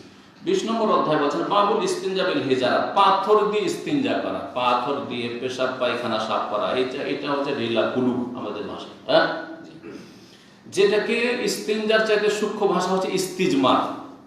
যদি ঢিলা বা পাথর ব্যবহার করেন তাহলে ওটার নাম হচ্ছে ইস্তেজমার, আর পানি ব্যবহার করেন তো ওর নাম হচ্ছে ইস্তেনজা। কিন্তু একটির অপরটির ক্ষেত্রে প্রয়োগ হয়েছে, বা বিশেষ করে ঢিলা কুলুকের ক্ষেত্রে ইস্তেনজা মানে পরিষ্কার করা, সুতরাং ওই অর্থে ব্যবহার করা হয়েছে। মূলত ইস্তেনজা মানে পানি দিয়ে পেশাব পায়খানা পরিষ্কার করা। আবু হুরায়রা রাদিয়াল্লাহু তাআলা আনহু বর্ণিত 155 নম্বর হাদিস বলছেন, ইত্তাবাতুন নবী সাল্লাল্লাহু আলাইহি ওয়াসাল্লাম, আমি নবী সাল্লাল্লাহু আলাইহি ওয়াসাল্লামের অনুসরণ করলাম, মানে পিছনে পিছনে যাচ্ছি। ওয়া খারাজা লিহাজাতে, তিনি প্রাকৃতিক প্রয়োজন পুরা করার জন্য বেরিয়েছেন। ফাকানা লা ইয়ালতাফিতু, তিনি দেখছেন না এদিক ওদিক, মানে তাড়াতাড়ি যাচ্ছেন অথবা এদিক সেদিক দেখছেন না। মানুষের যখন প্রয়োজন থাকে তখন এদিক সেদিক দেখার সময় কোথায়, যাচ্ছে না, টয়লেটে সোজা যাচ্ছে। ফাদানাউতু মিনহু, আমি তার কাছাকাছি গেলাম।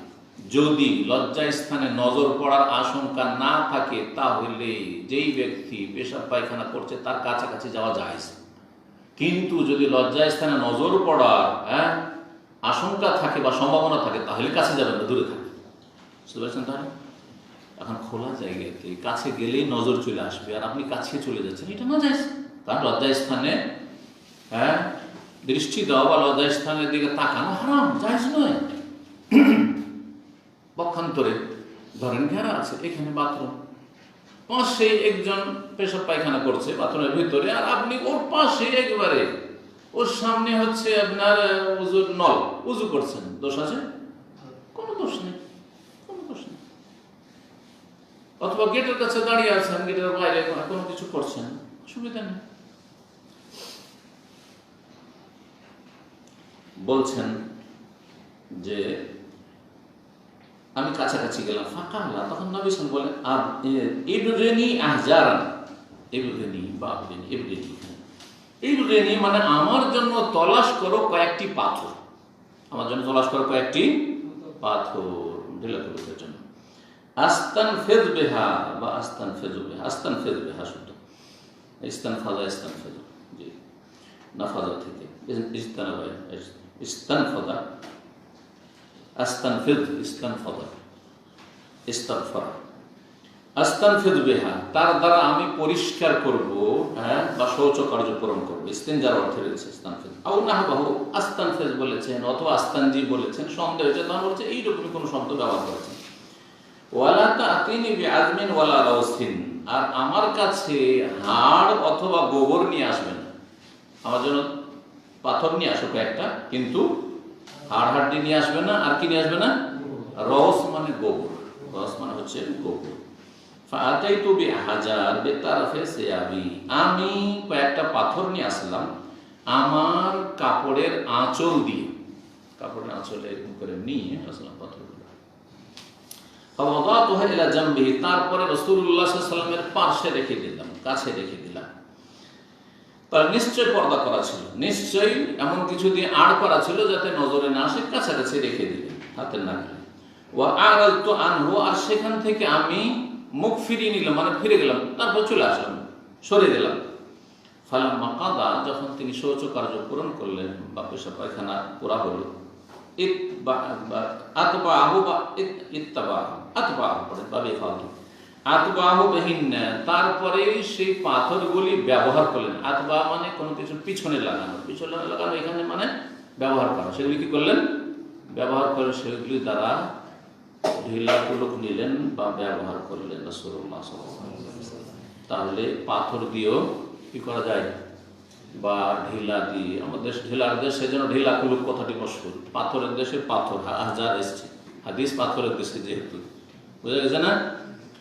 এখন ধরেন এমন এলাকায় বাস করছেন, শহরে বাস করছেন, এখানে পাথরও পাওয়া যাবে না, ঢিলাও পাওয়া যাবে না, আর পানিও নেই। হ্যাঁ, তাহলে বিল্ডিং এ পানি নেই, কি করবেন? বিকল্প হতে পারে। 21 নম্বর অধ্যায়, বাবুন লা ইউস্তানজা বিরাউসিন। এই অধ্যায় হচ্ছে যে গোবর দিয়ে ইস্তিনজা করা যাবে না, গোবর দিয়ে কুলুক নেওয়া যাবে না। হাদিস বর্ণনা করেছেন আবু ইসহাক সাবিঈ রাহমাতুল্লাহি আলাইহি। তিনি বলছেন যে লাইসা আবু উবাইদা তাযাক্কারাহু, এই হাদিস আবু উবাইদা রাহমাতুল্লাহ আলাইহি উল্লেখ করেননি। ওয়ালাকিন আব্দুর রহমান ইবনে আসওয়াদ আন আবি, তবে আব্দুর রহমান ইবনে আসওয়াদ তার পিতা আসওয়াদ রাহমাতুল্লাহি আলাইহি থেকে বর্ণনা করেছেন। এই আসওয়াদ রাহমাতুল্লাহ আলাইহি তাবেঈ, তিনি আব্দুল্লাহ ইবনে মাসউদ রাদিয়াল্লাহু তাআলার প্রখ্যাত ছাত্র ছিলেন। তাবেঈ এবং ছাত্র ছিলেন কার? আব্দুল্লাহ মাসউদ রাদিয়াল্লাহু তাআলা। আবু ওবাইদা এই হাদিস বর্ণনা করেন। এটা বলার উদ্দেশ্য হচ্ছে যে আবু ওবাইদা হচ্ছেন আব্দুল্লাহ মাসউদের ছেলে, কিন্তু বাপের সাথে দেখা হয়ে বাপ থেকে হাদিস তিনি সরাসরি নেননি, মানে ওই বয়স পাননি যে বাপ থেকে তিনি হাদিস গ্রহণ করবেন বা শিক্ষা নেবেন। তো যার ফলে আব্দুল্লাহ মাসউদ রাদিয়াল্লাহু তাআলা ইন্তেকাল 32 হিজরিতে হয়ে গেছে। 32 হিজরিতে আব্দুল্লাহ মাসউদ রাদিয়াল্লাহু তাআলা ইন্তেকাল হয় মদিনায়, এবং তার বাকিতে উসমান রাদিয়াল্লাহু তাআলা কবর পাশে কবর রয়েছে রাদিয়াল্লাহু তাআলা। তো প্রথম দিকে 32 হিজরি, মানে উসমান রাদিয়াল্লাহু তাআলা আমলে শুরু সেই সময় আপনার বা মাঝামাঝিতে, কারণ 35 হিজরি পর্যন্ত উসমান রাদিয়াল্লাহু 35-36, তারপরে তখন আলী রাদিয়াল্লাহু তাআলা আসলেন 5 বছর, 4.5 বছর, 5 বছর। তো উসমান রাদিয়াল্লাহু জামানা ছিল, খেলাফত আমল ছিল। আবু ওবাইদা যদিও আব্দুল্লাহ মাসউদের ছেলে, কিন্তু এই হাদিস উনি উল্লেখ করেননি, মানে উনি আব্বার কাছ থেকে হাদিস নেননি। কেউ বয়ান করেছে এই হাদিস যে আবু ওবাইদা তার পিতা থেকে হাদিস মুনকাতি, বিচ্ছিন্ন সনদ। কারণ সরাসরি যখন নাইনি তো হাদিস কি, হাদিসের সনদ মুনকাতি, এই কথা সনদ বুঝে দিতে চেয়েছেন। কিন্তু আসওয়াদ রাহমাতুল্লাহ আলাইহি, তিনি আব্দুল্লাহ মাসউদের ছাত্র, তিনি এই হাদিস বর্ণনা করেছেন। আন্নাহু সামিআ আব্দুল্লাহ, তিনি আব্দুল্লাহ রাদিয়াল্লাহু তাআলা, আব্দুল্লাহ বলতে আব্দুল্লাহ বিন মাসউদ রাদিয়াল্লাহু তাআলা, যখন আব্দুল্লাহ বলা হাদিস আব্দুল্লাহ বিন মাসউদ বলছেন, ইয়াকুল আতান নবী সাল্লাল্লাহু আলাইহি ওয়াসাল্লাম গায়েত, নবী সাল্লাল্লাহু আলাইহি ওয়াসাল্লাম টয়লেটে বা বাথরুমে আসলেন, পেশাব পায়খানা করার জন্য। গায়েত নিচু জায়গাকে বলা হয়, গত সপ্তাহে বলেছি, নিচু জায়গাতে খোলা মাঠে মানুষ বসে পেশাব পায়খানা করাটা যাতে দূর থেকে নজরে না আসে। ওইখান থেকে ঘরে তৈরি করাও যদি থাকে, অথবা বাড়ির পেছন দিকে যে আগের যুগে হয়তো আমাদের, বা এখনো গ্রাম অঞ্চলে আছে, আপনার বাথরুম তৈরি করা আছে টাটির অথবা যারই হোক না কেন পড়ে, সেটাকেও গায়েত বলা হয়। গায়েত মানে পেশাব পায়খানা পূরণ করার স্থান। ফামারানি আন আতিয়া বিসালাসাতি আহজার, আমাকে নির্দেশ দিলেন যে আমি যেন 3টা পাথর নিয়ে আসি, 3টি পাথর নিয়ে আসি। সহিহ মুসলিমের হাদিস রয়েছে, সালমান ফারসি রাদিয়াল্লাহু আনহু বর্ণিত হাদিস, যে শুরুতে বলছিলাম, সেই হাদিসে বলা হয়েছে যে ওয়ালা ইস্তানজি বিআকাল্লা মিন সালাসাতি আহজার, 3 পাথরের কমে যেন কেউ ইস্তিনজা না করে, মানে পেশাব পায়খানা সাথে। তাহলে কুলুক যদি নিতে হয়, ঢিলা কুলুক বা পাথর ব্যবহার করতে হয়, তাহলে কমপক্ষে 3টা নিতে হবে। এই হাদিস প্রমাণ করে। এই মতটি হচ্ছে ইমাম শাফি, ইমাম আহমদ, ইমাম মালিক, কিন্তু ইমাম আবু হানিফা রাহিমাহুল্লাহ বা হানাফি মাযহাব বলছে 3টি শর্ত নাই, 3 বার করলেই হলো। 3টি শর্ত না, বা তাহারা তাদের কাছে তাহারাত হয়ে গেল, পুরা হয়ে গেল। যদি একটা দিয়ে সাফ হয়ে যায় তাও চলবে, 2টাতে সাফ হয় তাও চলবে। উত্তম অবশ্যই 3টি, নবী সাল্লাল্লাহু আলাইহি ওয়াসাল্লাম 3টি বলেছেন, উত্তম। যদি 3টি না হয়, অনেক সময় কিন্তু ধরেন বড় পাথর আছে, বড় ঢিলা আছে, তার 3 দিক বা 2 দিক ব্যবহার করলেন, দিয়ে 2টো হইল, তো কোনো অসুবিধা নেই। এক কথায় উদ্দেশ্য হচ্ছে আল ইনকা, পরিষ্কার পরিচ্ছন্নতা, পরিষ্কার হইতে হবে। আর সেটা 3 বার হলে হচ্ছে কমপক্ষে 3 বার হবে। 3 বারও যদি দেখে সাফ হয় না, তাহলে তার বেশি তখন ব্যবহার করবেন। বেজোড় করলে, অন্য একটা হাদিস আসবে সামনের সপ্তাহে, মানে ওমাইস্তাজমারা ফালিউতির, ফালিউতির, বেজোড় যেন করে, তাহলে 3 বার, 5 বার, 7 বার, এটা হচ্ছে উত্তম। কিন্তু কেউ যদি জোড়া করে, সেটাও জায়েজ রয়েছে। তো অধিকাংশ আইম্মা কেরাম যেটা করে 3 বার করতেই হবে। আর হানাফি মাযহাবে পরিষ্কার হয়ে গেলে হলে সেটা 2 বারও হইতে পারে, বা একবারে সাধারণত হয় না। তো 3টা পাথর নিয়ে আসতে বললেন। ফাওয়াজাদ তো হাজার এনে 2টো পাথর পেলাম। ওয়ালতামাস্তু সালিস ফালাম আজিদ, তৃতীয় তলাশ করলাম কিন্তু তৃতীয় পাথর পেলাম না। মক্কা মদিনায় পাথরের দেশ, মানে শক্ত পাথর, পাথর আলাদা ছোটা পাথর পাওয়াটা খুব জটিল বিষয়, পেলেন না। ফাআখাযতু রাওসাতান, তখন একটা গোবরের টুকরো পেলাম। রাওসা গোবরের টুকরো, শুকনো গোবর, কাঁচা গোবরটা নেওয়া যাবে না, শুকনো গোবর, যেগুলো আমাদের দেশে গোবর আপনার শুকিয়ে শুকিয়ে জ্বালানি বানায় দেশে, কিন্তু গ্রামাঞ্চল করে না। জি হ্যাঁ। তো ফাতেই তো সেটা নিয়ে আসলাম, ফাতেই তো বেহা নবী সাল্লাল্লাহু আলাইহি ওয়াসাল্লাম নিয়ে আসলাম সেটা। ফাআখাযাল হাজারাইনি, পাথর 2টো নিলেন। ও আলকা রাউসাতা, আর গোবরের টুকরোটিকে ফেলে দিলেন, বুঝলেন না, চলবে না। ওয়াকালা, বললেন হাযা রিকসুন, এটি নাপাক, এটি নাপাক। জি, এই যে নাপাক বলে দিলেন, এইটা একটা শক্ত দলিল কাদের? যারা বলছে যে মাকুরুল্লাহম, যেসব পশু গোস্ত, পশু পাখি যেগুলোর গোস্ত খাওয়া হালাল, সেগুলির গোবর বা নেদি কি নাপাক। কারণ হাদিস আসলো হাযা রিকসুন, হাদিস বুখারী, এটা নাপাক। রিকসুন মানে রিকসুন, রিকসুন মানে রিকসুন, অন্য রিওয়ায়াতে রয়েছে রিকসুন, বুখারীতে রয়েছে রিকসুন, নাজাস। দলিল মাঝে খুব শক্ত, তাই না? দলিল শক্ত না, একদম শক্ত দলিল। কিন্তু একটি হাদিস আর একটি হাদিসের ব্যাখ্যা করে। ইবনে খুজাইমায়, সহিহ ইবনে খুজাইমায় হাদিস রয়েছে, সেখানে রয়েছে ওয়া রাউসাতু হিমার, সেটা গাধার গোবর ছিল। কিসের গোবর ছিল? গাধার গোবর। আর গাধা খাওয়া হারাম, সুতরাং গাধার গোবর হচ্ছে নাপাক, গাধার গোবর নাপাক। বোঝা গেছে? একটি হাদিস আর হাদিস ব্যাখ্যা করে। সুতরাং এই হাদিসকে যে হানাফি মাযহাবে দলিল পেশ করা হয়েছে যে আপনি গরুর গোস্ত খাচ্ছেন, ওটের গোস্ত খাচ্ছেন, বকরি খাচ্ছেন, কিন্তু বকরির নেগি, গরুর গোবর আর ওটের গোবর এগুলি হচ্ছে নাপাক, এগুলি তাদের কাছে কি নাপাক। তারা নাপাককে 2 ভাগে ভাগ করে, নাজাসাতে গালিজা, নাজাসাতে খফিফা। বলছে নাজাসাতে গালিজা হচ্ছে আপনার হিংস্র পশু অথবা যেগুলি খাওয়া যাবে না সেগুলির পায়খানা বা মানুষের পায়খানা, নাজাসাতে গালিজা, মানুষের পায়খানা পেশাব। কিন্তু গরুর আর আপনার এসব যে গবাদি পশু যেগুলো রয়েছে সেগুলির হচ্ছে নাজাসাতে খাফিফা, তাদের কাছে, তাদের ভাষায়। অধিকাংশ আইম্মায়ে-কেরামরা বলছেন যে না, যে পশু বা যেই পাখির গোস্ত খাওয়া হালাল, তার পেশাব এবং পায়খানা হচ্ছে পাক।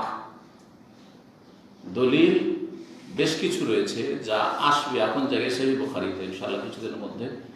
তার একটি দলিল, নবী সাল্লাল্লাহু আলাইহি ওয়াসাল্লাম প্রথম দিকে সেই বকরি বাঁধার জায়গায়, বকরির খোয়াড় বলে না কি বলে, বকরির বাঁধার জায়গাতে, বকরির বাথান অথবা খোয়াড়, এখানে সালাত আদায় করত। তারপরে এটা তামুক। রাসূলুল্লাহ সাল্লাল্লাহু আলাইহি ওয়াসাল্লামকে জিজ্ঞাসা করা হয়, ওসাল্লি ফি মারাবিদিল গানাম, বকরি বাঁধার জায়গাতে, ছাগল বাঁধার জায়গাতে সালাত পড়তে পারো? বলে সাল্লি ফি মারাবিদিল গানাম, বকরির বাথানে সালাত পড়ো। ওখানে কত পেশাব করছে বকরি ছাগলে, আর কত নেদি পড়ে আছে, সালাত পড়তে বললেন এবং পড়লেন নবী সাল্লাল্লাহু আলাইহি ওয়াসাল্লামকে নিয়ে প্রথম কথা। যখন জিজ্ঞাসা করা হইল ওসাল্লি ফি মারাবিদিল এবেলে, উট বাঁধার জায়গায়, উটের বাথানে সালাত পড়বো, বলছে লা, পড়বে না। কেন? নাপাক সে। উটে আর বকরিতে কোনো পার্থক্য নেই, উট আর দুম্বা ভেড়া ভেড়িতে কোনো পার্থক্য নাই, মানে পাক নাপাকের ক্ষেত্রে পার্থক্য নেই। যদি উটের গোবর যদি নাপাক, উটের পেশাব নাপাক হয়, তাহলে বকরি ছাগলেরও পেশাব আর গোবর একই হুকুম। ওই এই জন্য বলেনি, তার কিসের জন্য বলেছে? ভয় আছে মুসল্লির, জানের আশঙ্কা আছে, ক্ষয়ক্ষতি হওয়ার আশঙ্কা আছে, তারপরে ওয়াসওয়াসা লেগে থাকে, ভয় লেগে থাকে, খুশু হবে না। বকরি যদি আপনার সেজদায় গেছেন আর বকরি চড়েও যায়, কিচ্ছু হবে না, ঠিক না? বকরি যদি আপনার চেপেও যায়, কিছু হবে না। কিন্তু একটা উটের একটা বদমাইশি আছে, আপনারা জানেন কি? উট খুব বিদ্বেষী পশু। উটকে যদি কেউ মেরে থাকে, ওকে 10 বছর 20 বছরও ফলো করবে বেঁচে থাকলে, দিয়ে আমাকে মেরেছে, কে দেখবো কোনোদিন পেলি, এই সুযোগের সন্ধান থাকে। আর উটের একটা বদভ্যাস, উটের পিঠের থেকে যদি কেউ পড়ে যায়, এবং বিদায় হজে এরকম ঘটনা ঘটেছিল সাহাবী, যখনই ওই সাহাবী আছাড় খেয়ে পড়ে গেল, তখন তার ঘাড়ের উপর পা দিবে। ও কিন্তু যেখানে সেখানে পা দিবে না, যাতে না বাঁচেন আপনি, ঘাড়ের উপর পা দিবে আর এই যে মেরুদণ্ডটাকে একবারে ভেঙে দেবে। এই মেরুদণ্ডের হাড্ডি যদি ভেঙে দেয় তো আপনি জিন্দিগির মতো অচল, হ্যাঁ শেষ।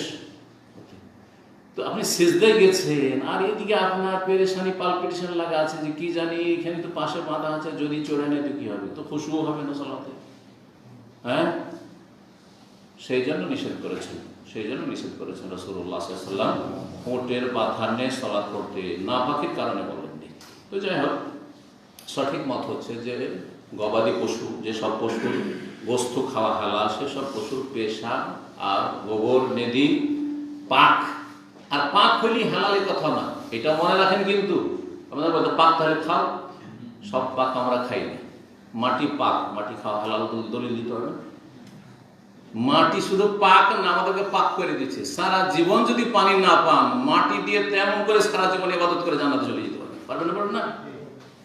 কিন্তু মাটি খাওয়া হারাম দলিল আছে, হারাম মাটি খাওয়া, কারণ যেটাতে শরীর স্বাস্থ্যের ক্ষতি করে সেটা হারাম।